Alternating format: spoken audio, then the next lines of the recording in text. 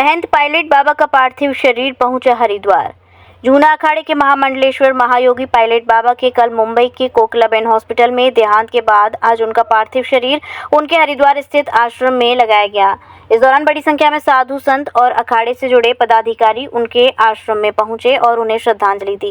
इस दौरान जूना अखाड़े के अंतर्राष्ट्रीय अध्यक्ष हरिगिरी महाराज ने कहा कि पायलट बाबा को जूना अखाड़े ही नहीं बल्कि वहां पर संपूर्ण विश्व के बहुत बड़ी क्षति है। उनके अनुयायी देश ही नहीं बल्कि विदेशों तक थे और जिस तरह से उन्होंने सनातन का परचम पूरे देश विदेश में फहराया था, ये अपने आप में एक अविश्वसनीय कार्य था जो महायोगी पायलट बाबा द्वारा किया गया।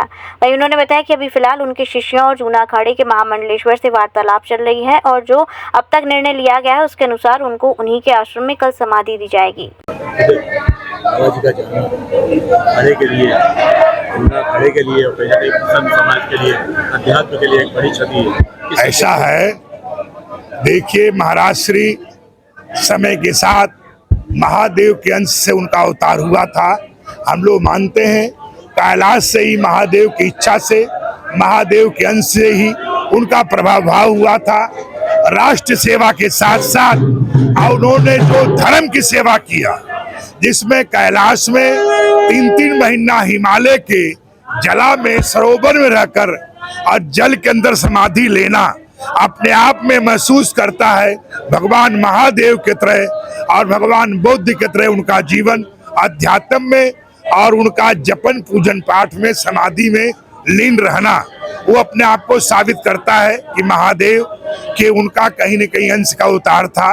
और ऐसे कभी कभी किसी युग में महापुरुषों का महादेव के अंश से अवतार होता है, जो पूरे के पूरे सनातन का पूरे भारतवर्ष में क्या, राज्यों में क्या, जिले में क्या, चाहे ब्लॉक लेवल हो, तहसील लेवल हो, राज्य लेवल हो, अंतरराष्ट्रीय लेवल हो, विश्व लेवल पे प्रत्येक मनुष्य मात्र को जानकारी था कि कोई सोमनाथ महादेव का नाम का अर्थ था।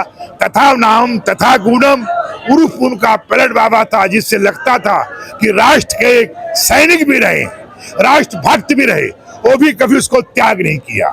तो इसी तरीके से सनातन की और राष्ट्र की सेवा करते हुए ऐसे योद्धा कभी कभी महापुरुषों का जन्म होता है। और ये कहते हुए कभी कल्पना भी नहीं किया जा सकता है, उनके चाहे 1000 भी हो जाए, 1 करोड़ भी हो जाए, पर क्या सोमनाथ उर्फ पायलट बाबा हो सकते हैं? ये अकल्पनीय, अविश्वास, ये महादेव ही कभी चाहें तो पूरा कर सकते हैं। दत्तात्रेय से हम प्रार्थना करता हूँ, महादेव से प्रार्थना करता हूँ, समस्त देवी देवताओं से प्रार्थना करते हैं कि महादेव फिर उनको आदेश करें कि फिर आकर सनातन का प्रचार प्रसार करें हमारे बीच में, ऐसी मैं कल्पना करता हूँ।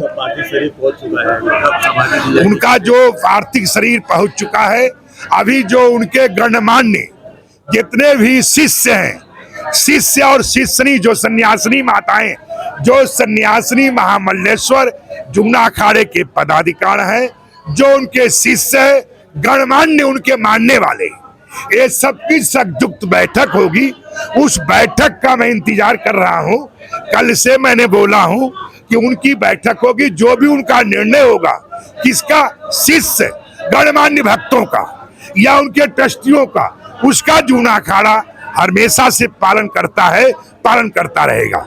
जो उनका निर्णय होगा वही जूना अखाड़े का दशनाम का पूरे संत समाज का निर्णय होगा। समाधि दी जाएगी। समाधि की जो परंपरा है और सभी उनके शिष्यों ने बताया है और गणमान्य भक्तों ने बताया है कि सभी लोगों की इच्छा है। अभी तक जो पहला समाचार मिला पहला चरण का, अभी मेरा ख्याल है कि ये थोड़ा इंतजार भी करना चाहिए कि उनके जो गणमान्य भक्त जो देश विदेश में रहने वाले हैं, अनेक प्रकार का महत्वपूर्ण व्यक्ति वो लोग हैं, वो लोग अनेक प्रकार का विचारधाराएं कर सकते हैं।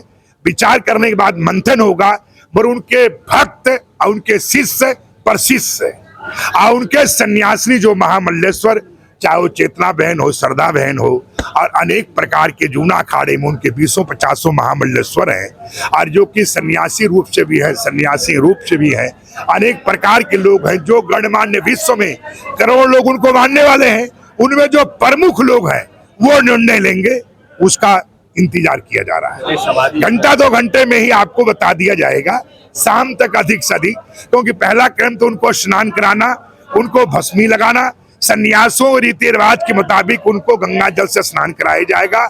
दही है, दूध है, कब है, सब प्रकार से स्नान करा के सेंट चंदन उंगड़ से उनको पलथी मार के महादेव की तरह और बुद्ध की तरह उनको बैठाया जाता है। ये हमारा नियम है सनातन का। वो रीति रिवाज का भी कुछ ही समय के बाद आरंभ किया जाएगा और उसके बाद कल समाधि लगाने का उनके अभी तक जो समाचार मिला है कि कल समाधि 12 से लेके एक के बीच में, 2 के बीच में लगाई जा सकता है। कुछ लोग जनवरी से आने वाले, बाहर से आने वाले हैं, उनका इंतजार हो रहा है। मगर मुख्य काम किसका है? शिष्यों का और उनके शिष्य और प्रशिष्य और उनके शिष्य न उनके भक्तगण, उनका निर्णय। ट्रस्ट जय गुरुदेव हॉस्पिटल महोली रोड मथुरा। हमारे यहाँ minor OT, emergency, ICU, PICU, NICU, सभी प्रकार की सिटी स्कैन, एक्सरे, अल्ट्रासाउंड, अत्याधुनिक पैथोलॉजी लैब, प्राइवेट एवं जनरल वार्ड, डिलक्स रूम, महिला चिकित्सकों द्वारा डिलीवरी सुविधा, आंखों का ऑपरेशन, दांतों का उपचार, सभी प्रकार के ऑपरेशन, उचित दर पर दवाइयाँ, 24 घंटे एम्बुलेंस सुविधा। जनपद में सबसे कम दर पर 100 रुपए में ओपीडी सुविधा उपलब्ध है। संपर्क करें 8650777901।